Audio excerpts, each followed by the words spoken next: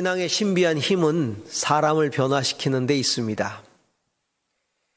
역사 속에 우리가 살펴보면 신앙 때문에 180도 인생이 달라진 사람들이 너무도 많습니다. 사도 바울 대표적인 사람이죠. 예수 믿는 사람들을 잡아 죽이고 교회를 핍박했던 그 사람이 일평생 예수님을 전하다가 순교한 주님의 사도가 되었죠. 바로 신앙 때문이었습니다. 영국의 존 뉴턴이라고 하는 분은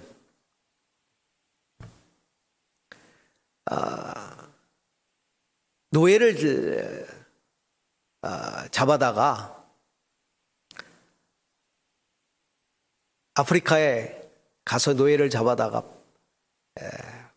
서구에 팔아서 돈을 챙겼던 사람입니다. 그런데 그가 예수님을 만납니다. 신앙을 갖게 됩니다. 자기가 하는 짓이 얼마나 잘못된 일인지를 깨닫게 됩니다. 여러 갈등을 통해서 그는 변화됩니다. 그리고 노예를 잡아 파는 일을 그만둡니다. 그런 그의 변화된 그런 모습에 감동을 받은 정치인이 있었습니다. 바로 윌리엄 윌버포스라고 하는 영국의 정치인이었습니다. 그는 예수님을 믿고 그 노예 제도를 폐지하는 일에 앞장섭니다. 평생을 투쟁합니다. 그리고는 영국의 그 노예 제도가 오랫동안 지속되었던 그 노예 제도가 폐지되는 것을 보고 눈을 감게 됩니다. 그 뉴턴이 지은 유명한 찬송가가 있죠. Amazing Grace, 나 같은 죄인 살리신이라는 찬양입니다. 그 외에도 많은 변화된 사람들의 이야기들이 있습니다. 기독일보에 실렸던 기사인데요. 미국의 캠퍼스를 순회하면서 대학생들에게 복음을 전하는 프로젝트를 수행하는 팀들이 있었는데 그 가운데 타일러 코넬이라는 분이 캠퍼스에서 복음을 전도하면서 청년들에게 동영상을 보여주었습니다. 그 동영상은 지금 이 중동의 무슬림 지역에서 일어나고 있는 그 역사들을 담은 그런 동영상이었는데요. 그 동영상 가운데 24살의 선교사 다니엘의 이야기가 들어 있습니다. 이 다니엘이 요르단에 들어와서 시리아 난민들을 대상으로 선교를 하고 있었는데 어느 날 어느 장막에 들어가서 8명의 가족을 만납니다. 그리고 자신의 이름이 다니엘이라는 것과 예수님을 전하기 위해서 왔다고 이야기를 하는 순간 이 8명 가족들의 얼굴이 새하얗게 질려버립니다. 그 웬일인가 물었습니다. 그랬더니 그 아버지가 대답을 합니다. 어제 오후에 이 장막 입구에 웬 흰옷을 입은 사람이 서 계시면서 이렇게 말했다는 겁니다. 내일 다니엘이라고 하는 분이 올 거다. 그 사람을 보내겠다. 나는 예수라는 사람이다. 그가 내일 오거든 나에 대해서 이야기를 잘 해줄 것이니 잘 듣거라. 그리고 갔다는 겁니다. 그리고 나서 다음 날에 이 다니엘이란 청년이 들어온 겁니다. 그러니 하얗게 질리지 않을 수 있겠습니까? 다니엘은 예수에 대한 복음을 전합니다. 그리고 그 자리에서 그 8명의 식구들이 다 예수 그리스도를 구주로 영접합니다. 특별히 그 아버지는 이 자유시리아군이라고 하는 아주 과격하고 열정적인 무슬림 단체에 소속된 사람이었습니다. 그런데 그 아버지는 그렇게 예수를 믿고 지금은 요르단에서 지하교회를 개척하고 있다고 합니다. 자, 이렇게 놀라운 일들이 벌어진 겁니다. 이뿐만이 아닙니다. 제가 언젠가도 이야기를 드렸던 적이 있는데요. 1975년 55일 동안 고작 26,000원을 빼앗기 위해서 노인부터 시작해서 3개월 된 아기까지 해서 총 17명을 무참히 살해했던 연쇄살인범이 있었습니다. 김대두라는 사람이었는데요. 그는 사형을 기다리는 동안에 신앙을 갖게 됩니다. 그의 삶이 완전히 변화됩니다. 감옥의 전도자로 바뀝니다. 그래서 수많은 사람들에게 복음을 전합니다. 사형수들의 수기를 모은 그 간증집이 나왔는데요. 내 영혼을 받으소서라고 하는 신앙 간증집에 보면 사형장의 찬송소리라는 제목으로 그의 마지막 모습이 실려 있습니다. 그가 사형장에서 형 집행을 당하는 순간에 집행관이 할 말은 없는가? 라고 질문을 했을 때 그는 이렇게 대답을 합니다.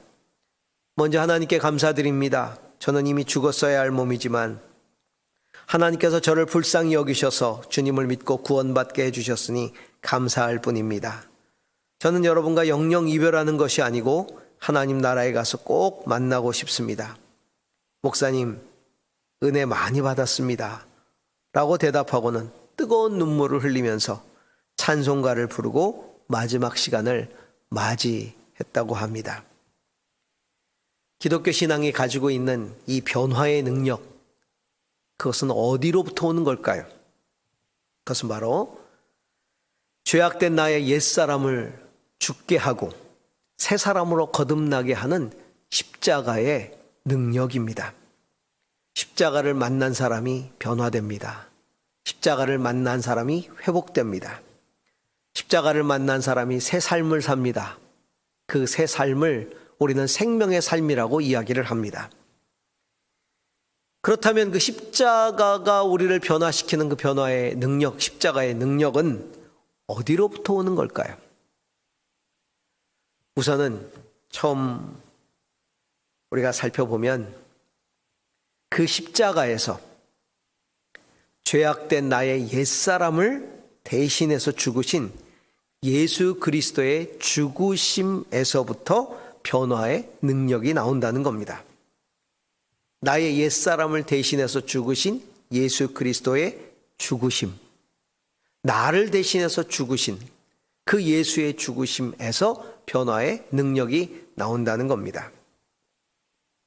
성경은 말합니다. 내가 그리스도와 함께 십자가에 못 박혔다. 내가 그리스도와 함께 십자가에 못 박혔다.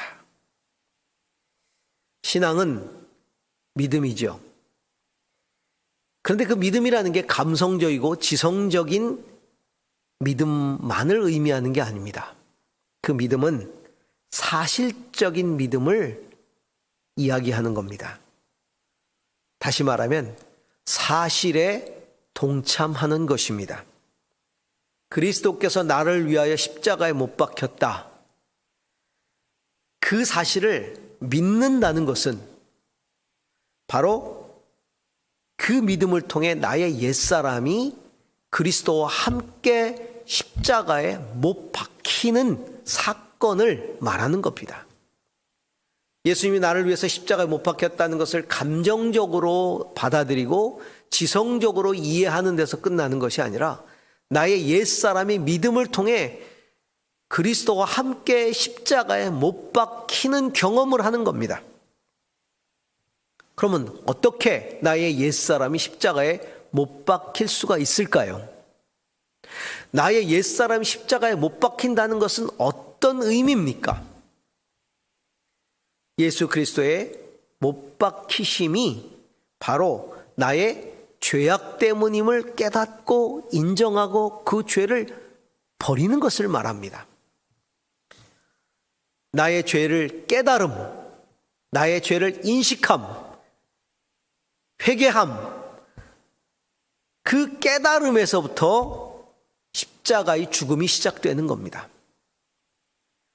그래서 그 깨달음, 죄를 깨닫고 인정하는 게 힘듭니다. 왜냐하면 죽는 것이기 때문입니다. 너무나 괴롭습니다. 힘듭니다. 아픕니다. 슬픕니다. 고통스럽습니다. 과정이 어렵습니다. 죄가 죄인 줄 모르고 살아왔습니다. 그런데 이제는 그 죄를 인정해야 됩니다. 그리고 그 죄가 영원히 죽을 수밖에 없는 죄라는 사실을 깨닫기 때문에 그것이 얼마나 내가 비참한 것인지를 깨닫게 되는 것이죠. 그리고 더 나를 힘들게 하는 것은 하나님의 아들, 죄 없은 하나님 아들이, 죄 없는 그 하나님의 아들 예수께서 나를 대신해서 그 죄값을 치르셨다는 사실을 내가 받아들이는 것이, 이게 힘든 겁니다.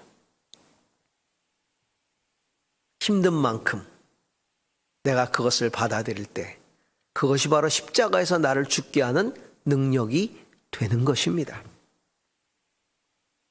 그럴 때 거짓말하던 자가 거짓말하던 자기를 십자가에서 죽입니다. 살인하던 자가 살인하던 자기를 십자가에서 죽입니다. 남을 고통스럽게 하던 자가 그렇게 남을 고통스럽게 하는 자기를 십자가에서 죽입니다. 왜냐하면 그게 죄라는 걸 깨달았기 때문입니다. 더 이상 그것을 행치 않게 됩니다.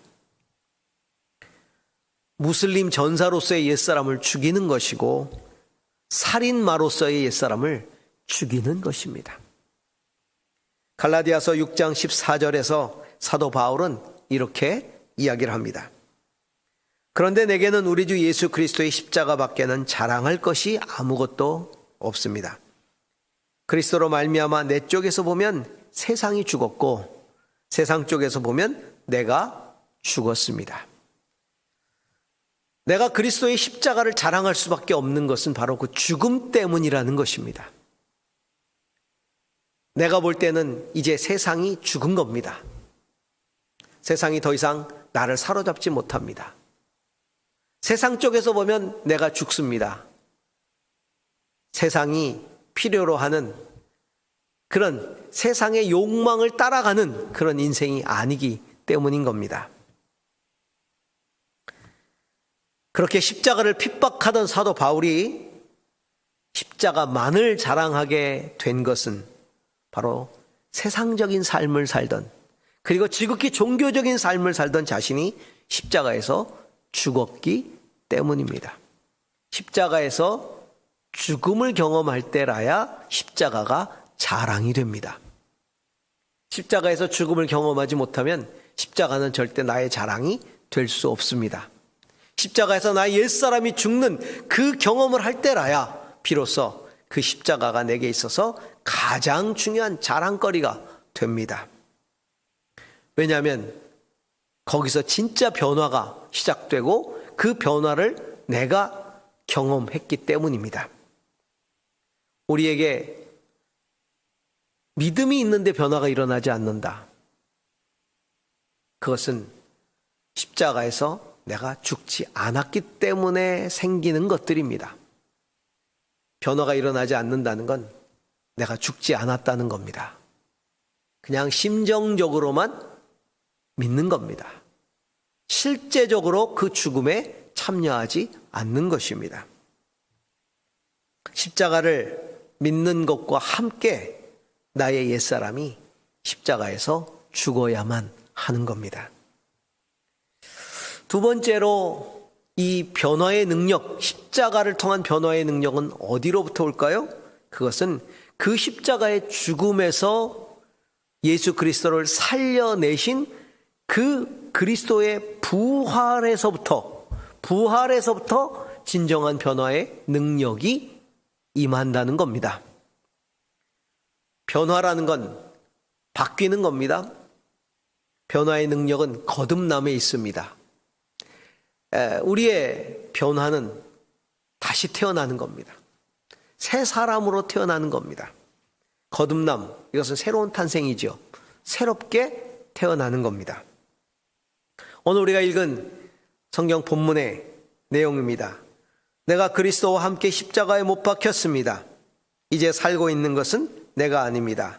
그리스도께서 내 안에 살고 계십니다. 내가 지금 육체 안에서 살고 있는 삶은 나를 사랑하셔서 나를 위해 자기 몸을 내어주신 하나님의 아들을 믿는 믿음 안에서 살아가는 것입니다. 십자가는 죽음이죠. 그런데 이건 죽음으로 끝나는 것이 아닙니다. 이것은 다시 사는 죽음입니다. 부활이라고 하는 것은 죽음을 전제로 합니다. 죽지 않는 부활이라는 건 있을 수가 없습니다. 죽어야 부활합니다. 그러므로 예수님은 죽으셨습니다. 그리고 부활하셨습니다. 반면에 부활이 없는 죽음도 없습니다. 우리는 다 부활에 참여하게 됩니다. 어떤 사람은 생명의 부활에 참여하게 되고요. 어떤 사람은 사망의 부활, 심판의 부활에 이르게 됩니다. 예수님은 요한복음 5장 28절에서 29절에 이렇게 말씀하고 계십니다. 이 말에 놀라지 말아라. 무덤 속에 있는 사람들이 다 그의 음성을 들을 때가 온다. 선한 일을 하는 사람은 부활하여 생명을 얻고 악한 일을 한 사람들은 부활하여 심판을 받는다. 예.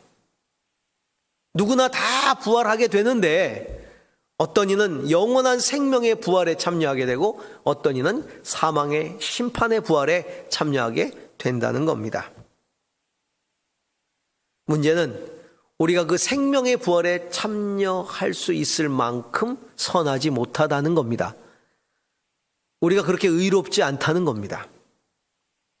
그래서 예수 그리스도께서 우리 대신에 십자가에 죽으시고 우리가 믿을 때 그 십자가에서 함께 죽고 주님의 부활과 함께 다시 살게 하신 것입니다. 우리 스스로는 부활에 참여할 수 없기 때문에, 우리 스스로는 생명의 부활에 이를 수 없기 때문에 믿음을 통해 예수 그리스도를 통해 생명의 부활에 참여하게 하신 것입니다. 믿음으로 우리의 옛사람이 죽을 때 새 사람이 부활하는 것입니다. 믿음으로 옛사람이 죽을 때라야 새 사람이 부활을 합니다. 이렇게 부활의 능력으로 다시 살게 된 새 사람은 새 삶을 살게 됩니다. 새 사람이 새 삶을 삽니다. 이것이 부활의 삶입니다. 우리는 이것을 생명의 삶이라고 이야기합니다. 부활의 삶인 것입니다. 삶의 부활이 일어나는 겁니다.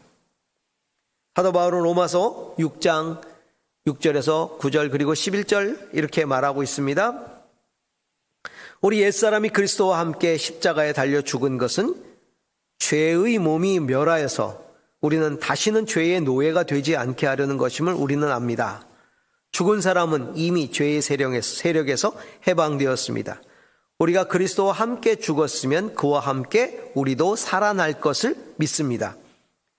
그리스도께서 죽으신 죽음은 죄에 대하여서 단번에 죽으신 것이요 그분이 사시는 삶은 하나님을 위하여 사시는 것입니다. 이와 같이 여러분도 죄에 대하여는 죽은 사람이요 하나님을 위해서는 그리스도 예수 안에서 살고 있는 사람이라는 것을 알아야 합니다. 십자가에서 일어나는 변화, 그것은 죄에 대하여는 죽고 하나님을 위하여 살아가는 삶으로 부활하는 변화, 바로 그것입니다. 이제 신앙인은 예수 그리스도와 함께 십자가에 죽고 부활하는 신앙인은 하나님을 위하여 사는 삶으로 부활하게 됩니다. 죄에 대하여는 죽고 이제 하나님에 대하여 사는 것이죠. 옛날 개역 개정판은 하나님에 대하여라고 되어 있고요. 새 번역은 하나님을 위하여 사는 삶이다 라고 번역하고 있습니다. 십자가에서의 죽음이 우리를 그렇게 만든다는 겁니다. 죽음이 진정한 부활의 문이 되는 겁니다. 그러면 하나님을 위해서 산다는 건 어떤 겁니까? 어떤 것이 하나님에 대하여 사는 삶인 것입니까? 로마서 6장 12절에서 14절에 그것을 이렇게 이야기하고 있습니다. 그러므로 여러분은 죄가 여러분의 죽을 몸을 지배하지 못하게 해서 여러분이 몸의 정욕에 굴복하는 일이 없도록 하십시오. 그러므로 여러분은 여러분의 지체를 죄에 내맡겨서 불의의 연장이 되게 하지 마십시오.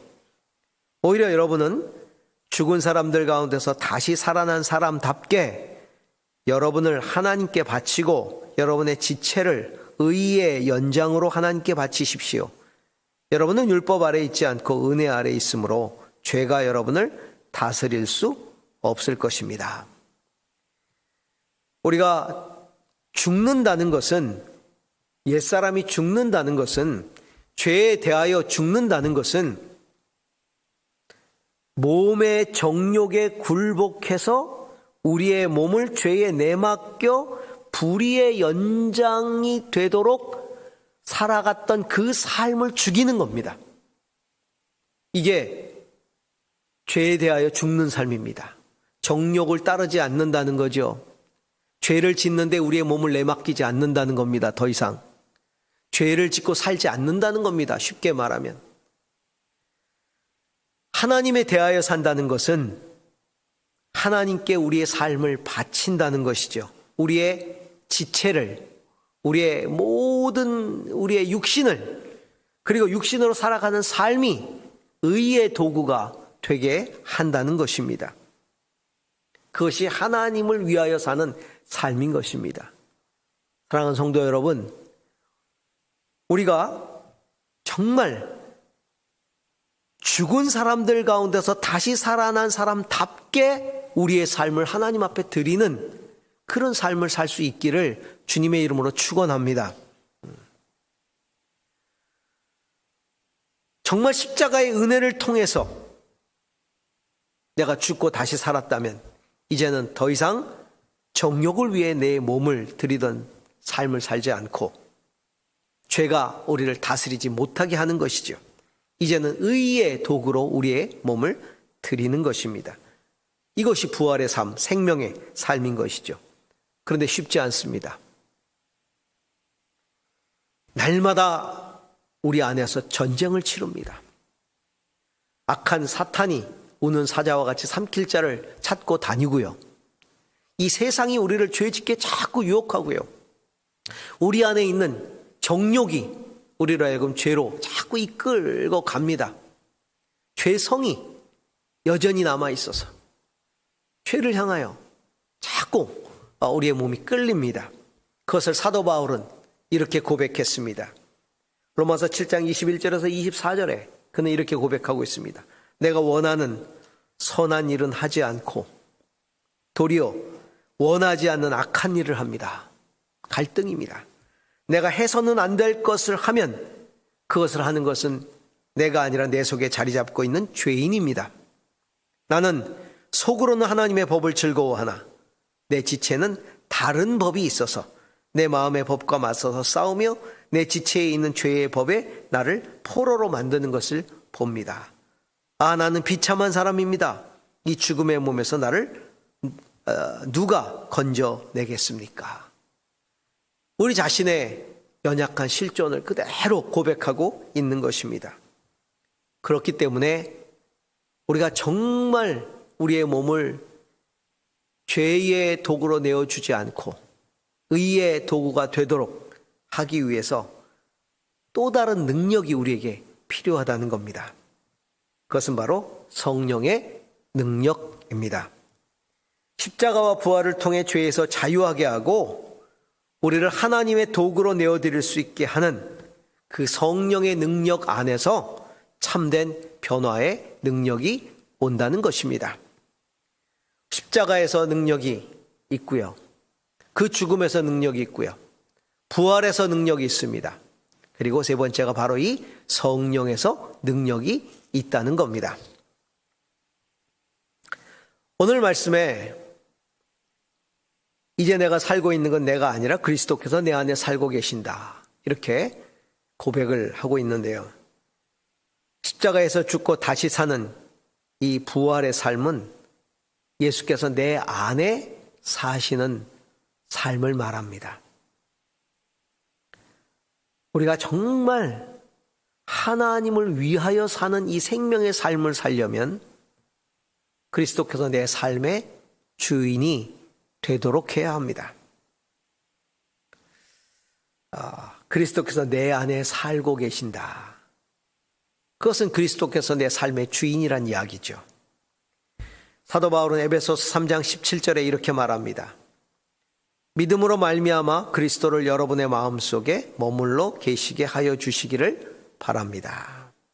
자, 믿음으로 말미암아, 우리에게 믿음이 필요한데 그리스도를 우리의 마음속에 머물러 계시게 하여 주시기를 바라는 믿음입니다. 여기 머문다는 얘기는 편안히 거한다는 말입니다. 예수님이 우리 안에 편안히 거하게 하셔야 한다는 겁니다. 여러분, 언제 가장 편합니까? 우리가 가끔 초청을 받아 다른 사람 집에 갑니다. 대접을 받습니다. 맛있는 걸 먹고요. 또 좋은 이야기를 나누고 좋은 시간을 가지죠. 그리고 집으로 돌아옵니다.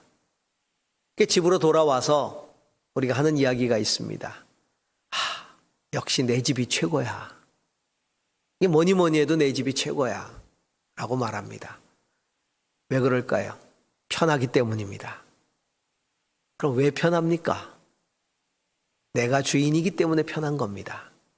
손님으로 가서는 내가 하고 싶은 대로 하지 않습니다. 못합니다. 다른 사람이 주인이기 때문입니다. 그러나 내 집에 와서는 내가 하고 싶은 대로 합니다. 편안하게 지낼 수 있습니다. 주님을 편안하게 거하게 하신다는 이야기는 주님을 내 인생의 주인이 되게 해야 된다는 겁니다. 손님이 되도록 해서는 안 됩니다. 방문객이 되도록 해서는 안 됩니다. 정말 내 인생 가운데 주님이 주인이 되게 해야 됩니다. 그런데 그렇게 하지 못하는 이유가 있습니다. 왜요? 나라는 존재는 그리스도와 함께 십자가에 못 박혔는데, 그래서 죽었는데, 아니 죽었어야 하는데, 그리고 내 안에 그리스도께서 사셔야 되는데, 그 죽었어야 할 내 옛사람이 자꾸만 그 못을 빼고 십자가에서 내려와서 내 삶을 주관하려 하기 때문입니다. 그 옛사람이 내 삶의 주인 노릇 하려고 하기 때문입니다. 우리는 정말 주님이 내 안에서 주인이 되도록 해야 합니다. 그게 새 사람입니다. 그게 어떻게 가능해요? 십자가를 믿음으로써 예수 그리스도를 우리 안에 머물게 하시는 그 성령의 도우심을 받아야 합니다. 성령의 다스림을 받아야 합니다. 성령은 우리로 하여금 예수 그리스도를 진정한 나의 주로 모시고 살게 하시는 분이 성령이십니다. 로마서 8장에 보면 이렇게 성령의 사역을 이야기합니다. 육신을 따라 사는 사람은 육신에 속한 생각을 하나 성령을 따라 사는 사람은 성령에 속한 생각을 합니다. 육신에 속한 생각은 죽음입니다. 그러나 성령에 속한 생각은 생명과 평화입니다. 하나님의 영이 여러분 안에 살아계시면 여러분은 육신 안에 있지 않고 성령 안에 있습니다.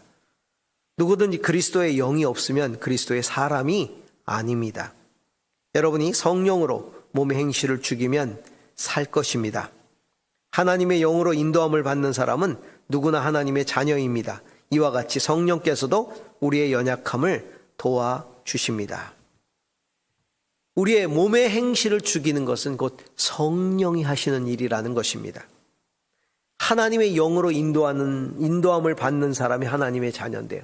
하나님의 영으로 인도함을 받는다는 것은 성령으로 우리 몸의 행실을 죽이는 것을 의미합니다. 다시 말하면 성령으로 다스림을 받는 겁니다. 이게 쉽지 않습니다. 그래서 성령께서 우리의 연약함을 도우신다고 말씀하고 있는 것이죠. 그 도움을 의지해야 합니다. 내 안에 계신 성령께 내 모든 육신의 행실을 죽이고 오직 하나님의 인도함을 따를 수 있도록 하나님의 법, 하나님의 말씀, 하나님의 진리, 하나님의 생각들을 따라갈 수 있도록 인도하시도록 우리는 성령께 구해야 하는 것입니다. 그래서 육신을 따라 사는 사람은 육신에 속한 생각을 하고 성령을 따라 사는 사람은 성령에 속한 생각을 하게 되는 것이죠. 성령을 따라 살아가야 합니다. 이렇게 우리를 변화시키는 십자가의 능력은 바로 그 십자가를 믿게 하시고 우리 안에 우리를 도우시는 성령의 능력입니다. 성령의 도우심을 받는 우리 모두가 될 수 있기를 소망합니다. 그래서 에베소서 3장 16절에 사도 바울은 이렇게 얘기했습니다. 아버지께서 그분의 영광의 풍성을 따라 그분의 성령을 통하여 여러분의 속사람을 능력으로 강건하게 하여 주시고, 성령을 통하여 우리의 속사람을 그 능력으로 강건하게 해달라고 기도하고 있습니다. 우리의 속사람은 바로 거듭난 우리의 새 사람, 거듭난 자아죠. 성령을 통하여 강건해진다는 것입니다. 성령의 다스림을 받도록 기도하고 있는 것입니다. 성도 여러분, 십자가의 은혜는 나를 변화시키는 능력입니다. 그 은혜 안에서 변화를 경험해야 합니다. 우리의 지체가 의의 도구가 되도록 하고 우리의 삶이 성령의 다스림을 받는 그런 삶이 되도록 해야 합니다. 십자가의 은혜를 온전히 경험하시기 바랍니다. 그 은혜를 정말로 경험하면 생명의 삶이 시작됩니다. 그 은혜에 붙들려 살아가야 합니다. 그럴 때 사도 바울의 고백처럼 내가 십자가 외에는 아무것도 알지 않기로 작정했다는 고백을 하게 됩니다. 십자가만을 자랑한다는 고백을 하게 되는 겁니다. 그 은혜에 붙들려 살아가야 합니다. 그 십자가의 은혜에 제대로 붙들린 사람에 의해서 하나님의 나라가 확장되어 갑니다. 자, 한 해 2020년이 이제 거의 다 저물어 가고 있습니다. 어려웠지만 그래도 십자가의 은혜에 붙들려 살아왔습니다. 그런데 아직도 우리 안에 죽지 않은 옛사람이 있습니다. 죽여야 할 줄 알면서도 죽이지 못했습니다. 그 옛사람이 성령의 다스림으로 온전히 죽고 2021년에는 정말 새 사람으로 생명의 삶을 살아갈 수 있는 한 해가 될 수 있기를 소망합니다. 새해에는 상황이 어떻게 될지 모르겠습니다. 장담하지 못합니다. 그렇게 정말 확 나아질 것 같지는 않습니다. 지금 여러 가지 전망들이 그렇게 썩 희망적이지는 않습니다. 내년 한 해도 지금 이 팬데믹의 상황들이 어느 정도까지는 지속이 될 것 같습니다. 상황이 어떠하든지 어떤 상황 속에서도 우리는 더욱 십자가의 은혜 위에 견고히 서서 생명의 삶을 살아가십시다. 정말 성령이 이끄는 대로 십자가의 은혜에 사로잡혀서 그렇게 살아가는 우리의 삶이 될 수 있기를 주의 이름으로 축원합니다. 기도하겠습니다.